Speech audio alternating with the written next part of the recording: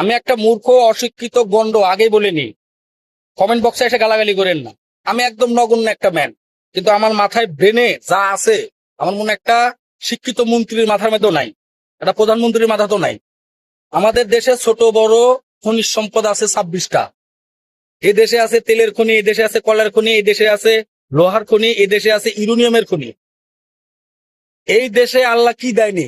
আল্লাহর রহমতে সব দিয়েছে, শুধু সঠিক উত্তোলন আর সঠিক নেতৃত্বের অভাবে এই দেশটা আজ এশিয়া মহাদেশের মধ্যে, বিশ্বের মধ্যে সবচেয়ে নিম্ন এবং ভিক্ষুক জাতিতে পরিণত হয়েছেন। আমাদেরকে করে রাখা হয়েছে 53 বছর ধরে।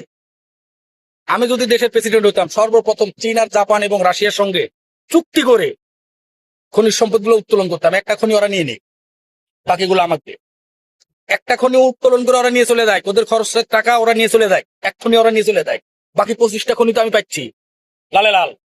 আজকে ইরান 1989 সাল থেকে সেকশনে, আমেরিকার সেকশনে জর্জরিত।